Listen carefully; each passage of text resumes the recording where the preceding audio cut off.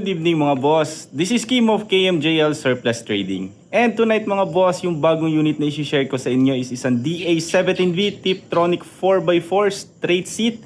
And yun, tapusin nyo po yung video mga bossing para malaman nyo po yung kabuuan details and price ng ating unit. And sa mga bago pa lang po sa ating YouTube channel, please like, subscribe, and click the notification bell para lagi po tayong updated sa ating mga panibagong video upload. Nga pala mga bossing, bago ko pong umpisahan yung video, gusto ko lang pong i-shoutout si Sir Mark Fuentes of Luzon. So siya po yung owner ng unit na to. And maraming salamat po sir sa pagtitiwala and pagsusuporta sa KMJL Surplus Trading. So ito po yung unit natin mga bossing, isang DA17V automatic 4x4 Tiptronic, straight seat po siya but power window and power mirror. So tapusin nyo po yung video mga bossing para malaman nyo po yung kabuuan details and kung magkano po yung inabot ng ganitong setup. Ayan, so yung unit natin mga bossing is two-tone po siya. So ibig sabihin dalawang kulay, black top and metallic blue po yung sa baba. Actually hindi po siya totally metallic blue but kasi sa surplus kasi mga bossing hindi po siya kailangan ng specific color as long as family siya sa blue, family sa white, family ng brown. Ayun, yun po yung ma-i-indicate dun sa ating registration. So, yung naka-indicate nito sa ating registration and black and metallic blue. But sa totoo lang, hindi ko talaga alam kung ano yung pinaka-specific color nito. Basta kung ano yung sinend sa atin ng owner or ng client, yun din yung susundin natin na kulay. So, pinatimpla lang po natin ito. Hindi naman po natin kasi matatawag na green. Kaya talagang nung pinakita natin yung kulay na to, yung lumabas sa registration is metallic blue. So sa accessories naman mga bossing, wala naman masyadong pinadagdag si sir. Hindi po siya masyadong particular sa mga accessories sa labas. Pero sa loob loaded po siya. So sa labas naman mga bossing, meron tayong nilagay na wrap around 3M tint. Syempre alam nyo na yan. Palaging magic tint po yung nakalagay natin dito sa harap. And then medium black, super black, and medium black naman yung pinakalikod. Kasi yun po yung vision ng ating center mirror. And another one mga bossing, meron din po siyang pinalagay na fog lamp. So yung fog lamp natin mga bossing is LED na po yan. And syempre kung mapapansin nyo, yung kanyang mga headlights is masyadong malinaw. Kasi brand new din po yung nilagay natin na headlights. Then nilagyan lang natin ng original niya na original na steel rim. Ayan, so ganito po yung itsura ng mga steel rim na kasama sa mga basic setup. So ito po yung mga rims po mga bossing na nakabit sa kanya galing ng Japan. So pinipinturahan lang natin ng black, depende na lang, pwedeng glossy black and pwede din pong matte black. So sa kulay naman mga bossing, kasi dalawa yung option madalas kapag ka nagpapatuton sa atin na black yung taas, pwedeng hanggang dito lang sa ceiling niya or sa roof, pwede ring half yung black niya. So since half naman yung gusto ni sir, so hanggang dito po yung hanggang dito yung pagka-divide ng black nila. So syempre automatically kailangan nating i-color black din itong kanyang power side mirror. And yung kanyang mga pillar, black na rin yan. So hindi po siya matte black but glossy black po or jet black po yung nilagay. And aside from that mga bossing, meron din po siyang pinadagdag na spoiler. So yung spoiler po natin na ginagamit mga bossing is meron po siyang dalawang option, either made of fiber or yung original na plastic talaga. And then yung mga original plastic mga bossing is meron po siyang kasamang third brake light dito or brake light sa gitna. And advantage kasi ng plastic, mas magaan and mas fit. So ngayon pag may nagpapaad sa atin ng mga spoiler, talagang hindi na tayo naglalagay ng mga fiber, kundi plastic na yung kinakabit natin. And yung ini-stack natin dito lahat is puro na po plastic. And another one, meron po siyang tawag nito plate holder. So malaking tulong po yung plate holder mga bossing kasi hindi na po kailangang mabibend yung ating plaka. And then ito po yung camera ng dashcam and camera ng backing camera ng ating stereo. Sa interior naman mga bossing, meron po siyang pinadagdag na upholstery seat and back seat. Tapos meron po siyang ceiling felt, ayan, and brand new mattings. Ayan. So ito po yung color and design na pinili ni sir. And kasi dito kasi sa atin kung ano yung request talaga ng client, yun po yung sinusunod talaga natin. So ito po yung napili ni sir. Combination po siya ng black and blue. And ganyang design. And ayan, mas malinis talaga mga bossing pag meron siyang brand new mattings. And papakita natin yung kanyang back seat. So yung back seat naman natin mga bossing, kung mga bata naman yung uupo dito, kasya naman dito apat na bata. So tigda dalawa left and right. And at the same time, magagamit natin to as extra na toolbox. So pwede natin lagyan ng early warning device, ng mga coolant, brake fluid, and extra tools. Ayan. And ayan, ito po yung itsura ng kanyang felt, or kung tinatawag natin na, ayun, felt talaga yung tawag nito eh. And syempre mga bossing, kasi tuwing ina-unload to dito sa Pilipinas from Japan, or kapag ina-unload yung unit sa container dito sa Pilipinas, talagang hindi na po talaga nagko-kompleto yung mga tocks or clips ng mga ceiling. So ginagawa natin mga bossing, nag-i-stock po tayo dito ng mga brand new para at the same time makumpleto natin and malinis yung mga tocks or clips kasi brand new na po siya.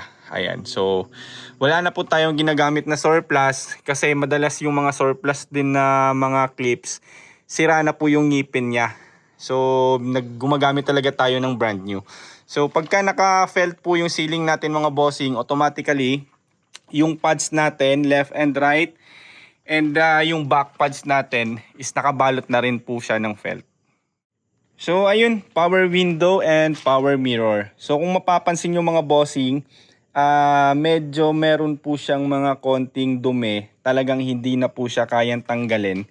So ayan, medyo visible dito sa camera natin. Kasi nga mga bossing, dati kasi yung mga door pads natin talagang pinaparehas natin sa dashboard. Pinipinturahan talaga. But later on, na-realize namin and na-notice talaga namin mga bossing na kahit ano pang mga plastic primer yung gagamitin sa plastic, talagang matutuklap talaga yung pintura kasi may friction. So hindi talaga maiwasan mga bossing, after ilang months nagtutuklapan talaga yung mga pintura dito. Talagang kasi dito nakasandal yung kamay natin, so natutuklap talaga siya kahit anong primer yung ginagamit. Kaya nakapagdesisyon na namin mga bossing, yung door pads talaga, yung apat na door pads is hindi na namin pinipinturahan kung hindi naman siya totally madumi and nakabalot ng mancha galing Japan. So mas malinis siya mga bossing and syempre iwas sa tuklap. So talagang ganyan na siya and pwede nating gamitan ng brush pag magdi-detail tayo. Unlike nung nakapintura kasi dati, talagang hindi siya pwede gamitan ng brush or yung mga talagang kuskusin ng brush kasi nga sasama yung pintura. So tanging dito sa interior, tanging yung dashboard lang talaga yung pinipinturahan natin kasi syempre balot po yan ng masilya kasi converted. So wala tayong choice mga bossing. Talagang ipintura na lang natin. And yung kulay naman ng dashboard, talagang aside sa kinakopy natin yung original, nilalapit talaga natin sa kulay ng mga door pads. So ito po yung dashboard natin, kung ano po yung original niya na color and design, syempre yun din pa rin yung i-apply natin, but converted na po siya kasi syempre dito sa Pilipinas kailangan natin ilipat yung steering wheel. So automatic 4x4 po ito mga bossing, and meron din po siyang second gear and switch ng 4x4 or 4-wheel drive. So another accessories mga bossing, meron po siyang touchscreen stereo, 7 inches po yan with reverse camera. And meron din po siyang dash camera or dash cam. So medyo blurred lang yung dito sa screen niya, but malinaw talaga siya sa personal. So dito po siya nakikita yung camera sa harap. Ayan, saan na ba yung camera? Ayun, yung camera sa harap and camera sa likod. Medyo tagilid lang, but bukas i-fix natin yan. And ayun, since power window and power mirror po ito mga bossing, automatically meron po siyang extra compartment dito sa taas. So lahat po ng power mirror and power window mga bossing, meron po siyang compartment dito. Bukod lamang po yan sa ating DA17W. Kasi yung mga 17W mga bossing, wala po siyang compartment na ganun kalaki. So tanging si DA17V, Straight seat na power window, power mirror, and yung tawag niyan, captain seat po yung merong mga extra compartment dito sa taas. And syempre, pinaka-importante yung ating water temperature gauge. So wala po kami ibang ginagamit kundi itong analog lang. So yung analog mga bossing, yung water sender niya is nakarekta po dun sa tubig ng radiator. So para sa akin, mas matibay siya and mas accurate yung kanyang water temperature gauge or yung kanyang binibigay sa atin na degree Celsius, kasi rekta po siya dun sa tubig talaga mismo na dumadaloy sa radiator. So aside from that mga bossing, naka-remote na rin po siya. Ayan, dalawa, brand new, naka-remote yan. And ayun, converted pa rin yung ating shifter. So mapa-Tiptronic pa yan, straight matic and manual. Converted talaga yung ating mga shifter mga bossing from right to left. So syempre, mas convenient talaga, hindi nangangawit yung kamay natin. And yun, mas malapit sa driver. Mas safety din, especially pag may mga bata tayong pasahero dito sa harap, mas malayo sa kanila yung shifter. So hindi nila maaabot. And ayun, ganito po yung converted na shifter mga bossing. And hindi po lahat ng builder mga boss nagko-convert ng mga shifter. So especially dun po sa mga Spasya, yung reason talaga nila is para daw mas malinis tingnan. Kasi syempre mas malinis talaga dahil hindi siya converted. But kasi tayo as gumagamit ng unit, para sa akin talaga mas okay yung converted kasi nga mas safety and convenient. Aanihin mo naman yung malinis but malayo sa kamay natin. So inconvenient talaga kasi para sa akin but depende na lang rin. Depende rin kasi sa client mga boss, kasi kung magre-request sila na wag na i-convert yung shifter, wala naman pong problema. So hindi natin gagalawin yung shifter, but as long as pwedeng i-convert talaga natin kasi mas maganda. And then converted po ito mga bossing using secondary gearbox. So madami pong pamamaraan sa mga pagko-convert ng unit. Meron po tayong ginagamit na yung bearing, yung okay na bagong pamamaraan ng conversion. Meron din yung pinapamachine yung ating mga steering rack and pinapabaliktad. But para sa amin mga bossing, secondary gearbox talaga yung pinakamatibay and pinaka-safety. So kaya lang din naman lumabas yung mga bearing na pamamaraan or yung tinatawag na okay na conversion.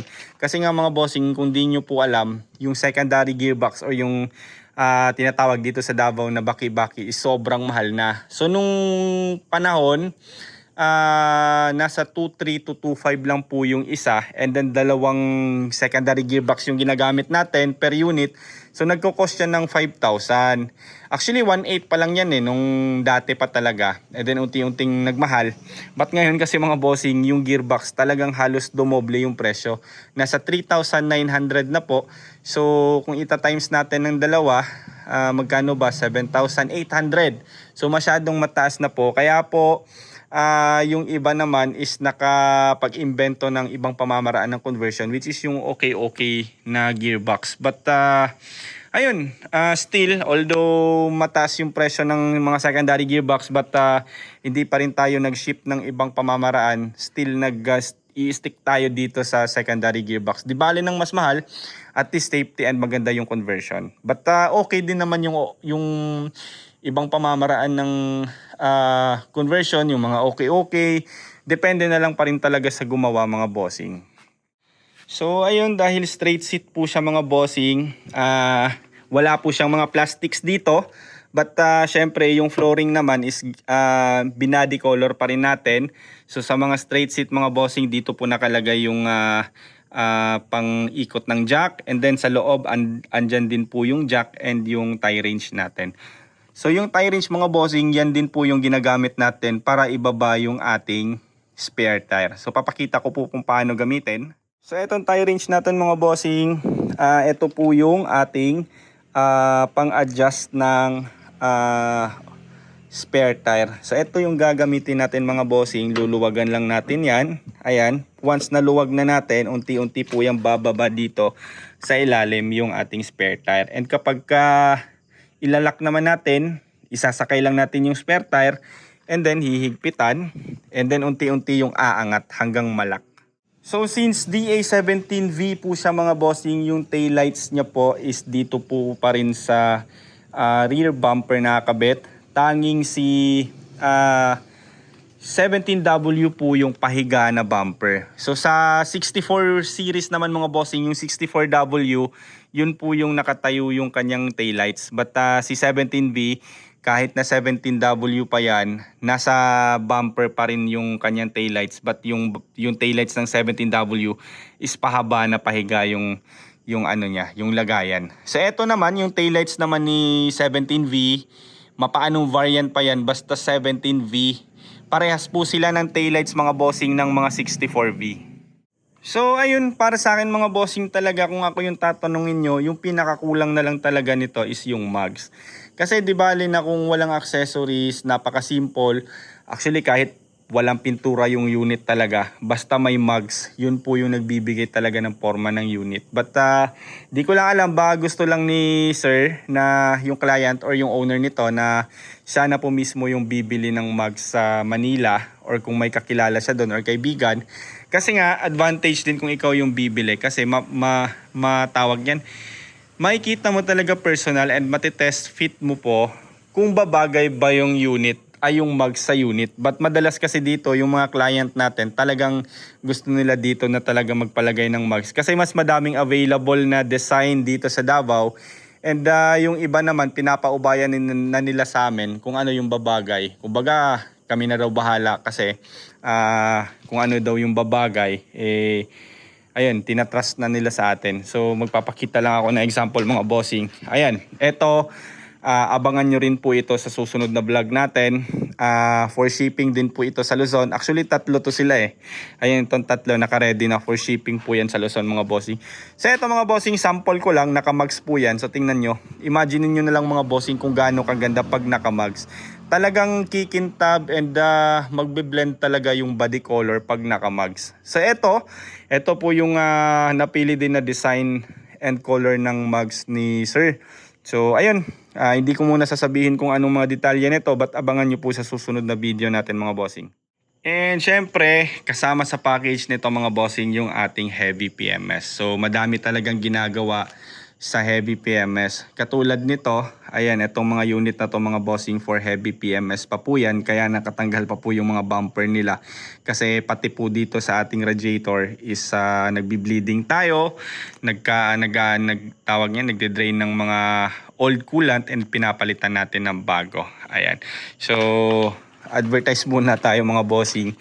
Ito po yung itsura ng ating mga full aluminum na brand new na radiator. So mas advantage po yan. Etong dalawa tawag niyan, naka full aluminum brand new radiators na po yan sila. So disregard nyo na lang po kung madumi kasi hindi pa siya tapos. For PMS pa po ito. And eto naman po yung original nila from Japan, yung plastic. Ayan. So brand new and original plastic. So ayun po. So change oil, transmission oil, differential oil, linis ng mga injectors, and ayun, yung talagang internals ng kanyang engine, cooling system mga bossing, yun importante yan, and pinakahigit sa lahat mga bossing, AGS cleaning. So kasama po yan sa ating heavy PMS. And then under chassis, ball joints, tab link, ayan, importante rin po yan. Brake pads and brake shoe, ayan, pinapalitan natin yan. And then balik tayo sa engine, yung kanyang spark plugs, yung coils, chinecheck natin. And then after that, nagkakandak tayo ng test drive or road test. Inaakyat natin either sa Kapatagan or sa Barakatan or dito sa Katigan or any area mga bossing na patarik. So in that way, talagang makikita natin mga bossing kung maayos na ba yung makina, yung kanyang cooling system, yung kanyang water temperature gauge, kung normal na ba. And syempre pagpabalik natin galing sa mataas, syempre pababa tayo, matetest din natin yung brake kung magloloko. So meron din po mga problema sa mga DA17 na minsan yung kanyang preno nag-i-stack up. So madalas pong problema doon is yung kanyang brake switch lang, hindi bumalik. So since electronic po siya, so connected din po doon sa ating brake switch. Kaya po feeling po ng unit is nakaapak tayo palagi sa brake kasi hindi po bumalik yung, hindi po na-release yung kanyang brake switch, yung pin niya. So nag-i-stack up po siya. So yung iba nagbi-bleed, nagche-check ng system ng brake. But unahin nyo po yung tawag niyan, yung kanyang brake switch. Talagang dun po talaga kayo magsisimula. Kung okay naman, then that's the time na magche-check tayo dun sa ating mga braking system. Anyway mga bossing, yun po yung ginagawa natin sa mga heavy PMS. And after that, after ng road test, pag may mga nakikita pa tayo mga problema, babalik natin dito sa ating talyer and check natin ulit, gagawin. And then final road test. And then syempre, advantage pa rin kung ating ipapa door-to-door delivery or yung tawag niyan, ibabiyahe natin by land from Davao to Manila. Kasi ang tawag niyan, talagang mako-consider natin as endurance test. Kasi imagine niyo 3 days. But may mga konting disadvantage lang din kasi mga bossing pagka ipapa door-to-door delivery natin. Kasi yung unit talaga mga bossing, from 3 days na biyahe na endurance, especially yung area sa Visayas, masyadong sira. So medyo mabubugbog talaga yung unit natin, especially sa ating under chassis. But meron naman tayong mga baong mga ball joints and stubbling kasi yun talaga yung nauunang bumibigay, lalo't aapakan natin yung mga malalim na butas-butas na highway dun sa sa Visayas and sa may especially sa may Samar banda. Kaya yun lang yung disadvantage. And tuwing dumadating tayo sa Manila mga bossing, syempre before natin i-release yung unit, kina-car wash natin ulit. But yung ilalim talaga madumi na kasi wala namang kaming na pupuntahan dun na nagka-car wash na may lifter. So although naka-undercoat siya, yung iba matawag niyan, medyo ma-misinterpret lang nila yung ilalim kasi daw hindi raw na undercoat. But yung totoo mga bossing, na undercoat talaga yan. But kung door-to-door delivery talaga, lalo na pag yung biyahe natin is tag-ulan, talagang 3 days yung biyahe na maulan and maputik. Kaya po hindi talaga siya totally natatanggal yung mga bakat ng putik sa ilalim. So kung gusto nyo rin po mga bossing na yung unit nyo once pagkatanggap nyo is kumbaga fresh na fresh, sariwang sariwa, edi ipapa port to port delivery natin from Davao to Manila, isasakay ng barko and kukunin natin dun sa saan ba yun? Sa Pier ng Tondo. I think Pier 4 yun sa Togo. So kung ano po yung pagkatapos dito sa unit, talagang ganun rin po yung matatanggap nyo, ganun kalinis and ganun kakintab. So ayun, pagka door to door delivery talaga mga bossing, although tested talaga siya for endurance test, and kung magkakaproblema man, edi at least nasa kamay pa namin. Syempre hindi naman kasi tayo hindi tayo tawag niyan, manghuhula na after 2 days magkakaproblema ba yung ganyan. Di at least nasa kamay pa namin, magagawan pa namin ng paraan. But yun lang talaga mga bossing yung disadvantage ng mga door-to-door delivery. Hindi na siya ganun ka-fresh yung ilalim kasi nga nasa 3 days tayo na biyahe. So ayun po yun mga bossing. So presyo tayo agad mga bossing. Yung kabuuan pong setup ng ganitong unit, isang DA17V Tiptronic 4x4, power window, power mirror, straight seat, and lahat-lahat na po ng accessories na nabanggit natin mga bossing, umabot lamang po siya ng 320,000. Yes po mga bossing, 320,000. Kasama na rin po yan sa registration, pintura, heavy PMS, brand new battery, conversion, and mga accessories. So depende po sa budget natin mga bossing kung magkano po yung kaya natin.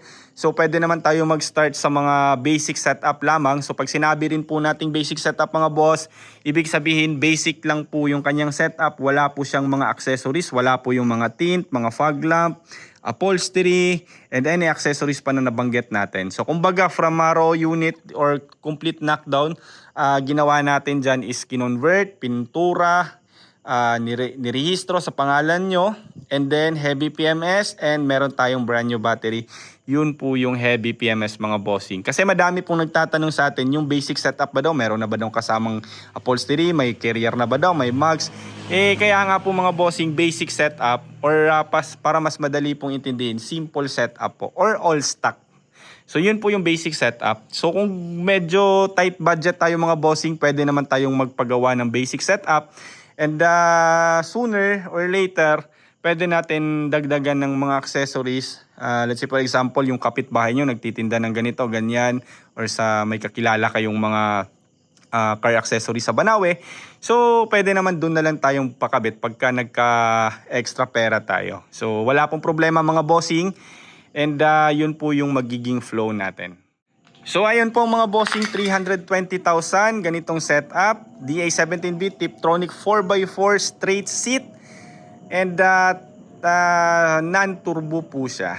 So ayun mga bossing, kung gusto nyo po ng ganitong setup, message nyo lang po ako sa ating official Facebook page na KMJL Surplus Trading, and pwede rin po kayo rumekta sa aking official personal account, yung nakikita nyo sa screen, Kim Luis Busalya.